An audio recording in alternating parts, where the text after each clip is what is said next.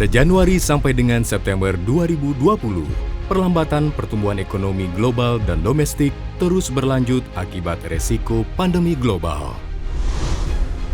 Secara umum, pandemi COVID-19 memberikan tekanan yang signifikan terhadap ketahanan dan kinerja intermediasi sistem keuangan Indonesia.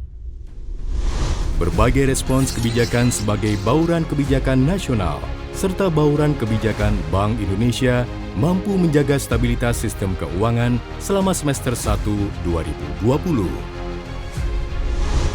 Pandemi COVID-19 mendorong investor melakukan rebalancing portofolio dengan menjual aset berisiko dan beralih ke jenis aset yang lebih aman. Pembatasan aktivitas ekonomi menimbulkan penurunan permintaan global dan terhambatnya suplai bahan baku yang pada akhirnya menekan profitabilitas dan kemampuan bayar korporasi.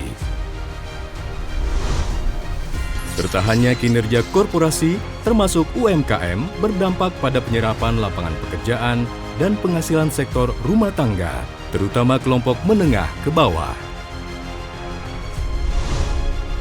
Berbagai upaya dilakukan rumah tangga dalam menghadapi ketidakpastian, antara lain penurunan konsumsi atas ekspektasi turunnya penghasilan, meningkatkan porsi simpanan untuk dijadikan bantalan dalam berjaga-jaga. Selanjutnya, penurunan kinerja korporasi dan rumah tangga tersebut meningkatkan resiko kredit perbankan di semester 1 2020 di level yang masih terkendali. Pandemi COVID-19 merupakan kejadian extraordinary sebagai langkah forward-looking untuk menjaga stabilitas ekonomi dan sistem keuangan, serta mendorong pemulihan ekonomi nasional. Pemerintah telah mengeluarkan kebijakan extraordinary, yaitu Undang-Undang Nomor 2 Tahun 2020 tentang penetapan peraturan pemerintah pengganti Undang-Undang Nomor 1 Tahun 2020 tentang kebijakan keuangan negara dan stabilitas sistem keuangan untuk penanganan pandemi COVID-19. Oleh karena itu, otoritas keuangan bersinergi melakukan bauran kebijakan nasional untuk menopang sektor real dan sektor keuangan di tengah dampak pandemi COVID-19.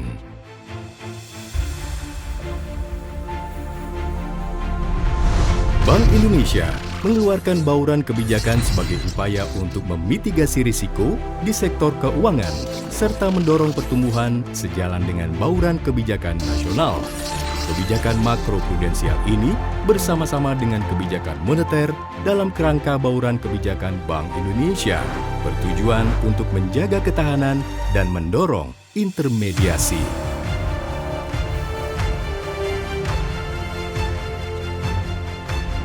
Kebijakan makroprudensial Bank Indonesia yang akomodatif ditujukan untuk memperkuat ketahanan dan mendukung intermediasi.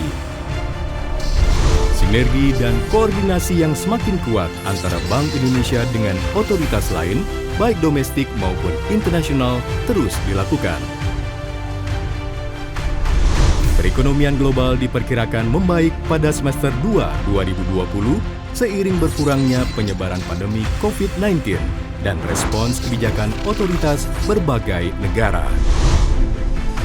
Meskipun demikian, ketidakpastian pasar keuangan global diperkirakan masih tinggi. Beberapa faktor yang mempengaruhi masih tingginya ketidakpastian tersebut antara lain kekhawatiran terjadinya gelombang kedua pandemi COVID-19, prospek pemulihan perekonomian global, dan berlanjutnya tensi geopolitik Amerika Serikat dan Tiongkok. Perekonomian domestik diperkirakan membaik. Stabilitas sistem keuangan Indonesia diperkirakan semakin terjaga seiring meredanya tekanan global dan domestik. Aktivitas korporasi diperkirakan meningkat meski masih terbatas seiring dimulainya kembali aktivitas dunia usaha. Ekspektasi perbaikan perekonomian yang diikuti dengan berkurangnya tekanan sektor real berdampak positif pada kinerja institusi keuangan, termasuk perbankan. Hal ini didukung keberhasilan program pemulihan ekonomi nasional, antara lain restrukturisasi kredit. Kedepan, pertumbuhan intermediasi perbankan diperkirakan mulai membaik meski masih terbatas, seiring dengan perbaikan pertumbuhan ekonomi domestik. Ke depan, Bank Indonesia tetap mempertahankan kebijakan makroprudensial akomodatif guna mendukung pemulihan ekonomi nasional. Kebijakan makroprudensial akomodatif pada 2020 bertujuan menjaga ketahanan sistem keuangan dan mengakselerasi pemulihan ekonomi dengan memperkuat pembiayaan. Bank Indonesia akan terus mengakselerasi pembiayaan melalui dukungan keuangan inklusif. Hal ini dilakukan melalui penguatan ketahanan UMKM, pengembangan ekonomi syariah, dilengkapi dengan pendalaman pasar keuangan, serta akselerasi digitalisasi ekonomi dan keuangan. Ke depan, koordinasi kebijakan semakin diperkuat untuk menjaga stabilitas makroekonomi dan sistem keuangan, serta dalam rangka meningkatkan efektivitas keberhasilan program pemulihan ekonomi nasional.